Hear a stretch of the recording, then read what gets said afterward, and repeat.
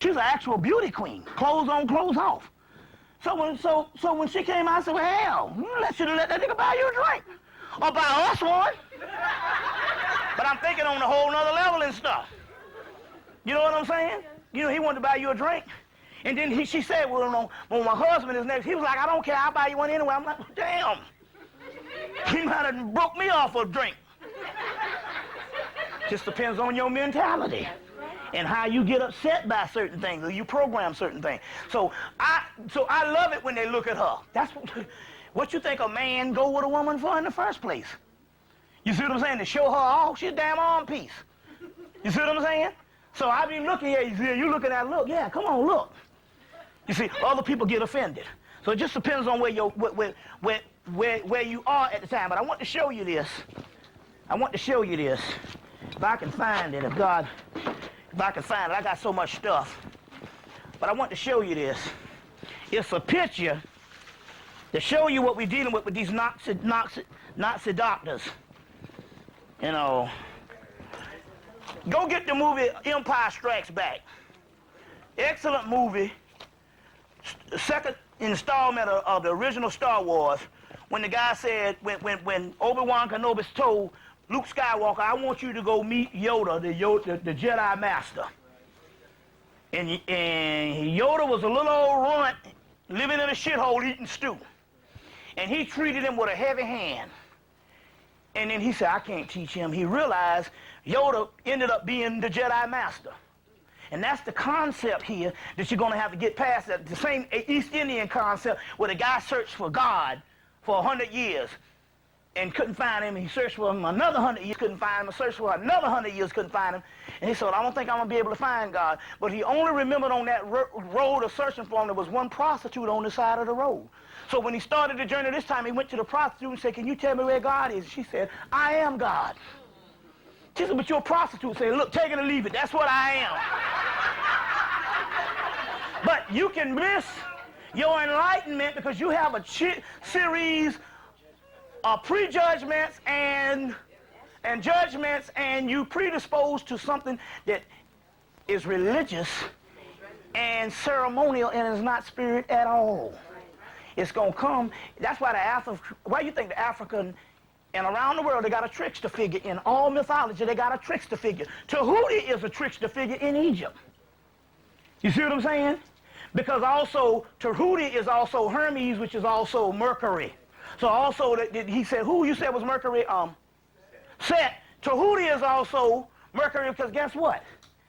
If you look at the origin of the pre-dynastic Set, part of his attributes went to Osiris, part of his attributes went to Anubis, and part of his attributes went to Tahuti. That's why you'll see Tahuti with a dog head in some mythology. You get the word Herminubis, which is Tahuti. You see, so it's a trickster figure.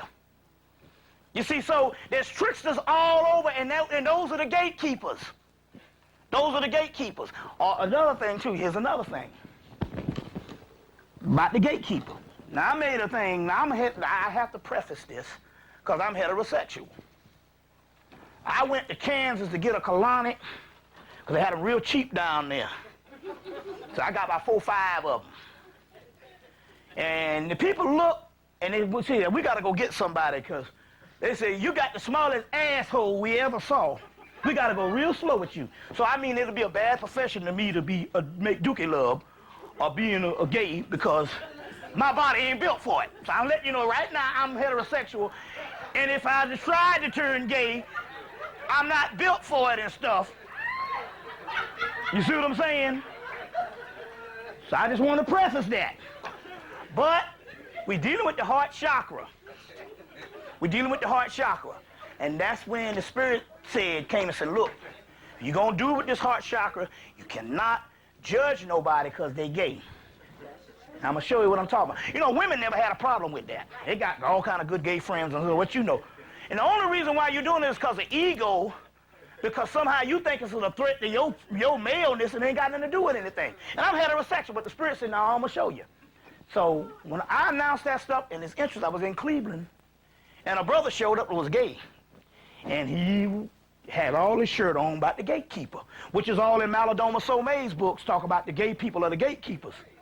He showed up, and was the gatekeeper. And I said, and he was the most spiritual thing there. And it reminds me of when they stepped to Stokely Carmichael at the time, when he first did Black Power, and the gay white community stepped to him, and they said, we want you to help us with our thing, because we got all this gay bashing. He was like, I can't do that. That ain't our culture. He said, what? They said, it's not our culture. They said, explain. He said, look, we knew in the civil rights movement that your boy from France, that lived in France, James Baldwin was gay. But something in black people's nature, we did not vilify this brother because we knew that this brother was paramount to our struggle. Now, that means that the legacy tell you that the legacy of the civil rights movement, the whole thing, not the Jewish influence, but the people that Martin Luther King and all those other people Ralph Abernathy, Martin Luther King and all them people, they had to be trained by a man, Bayard Rustin, who had gone down into Mississippi and Alabama in the 1940s when they was lynching people still, and he had to train them how to do a protest without getting killed. So this Lord was so bad of a warrior, so they had to bring him on just to train Martin Luther King and them how not to get killed, because he had gone down up in there raising hell in the 40s when no other black people was doing it. And he is the architect behind the whole March on Washington, D.C. You see what I'm saying? So in so many words, I said, well, now, wait, now why would they put this type of person in our struggle? You see what I'm saying? In our struggle. It is to teach you in actuality we're dealing with the spirit realm. We're not dealing with religions. To tell you that you're supposed to castigate a person. You see what I'm saying?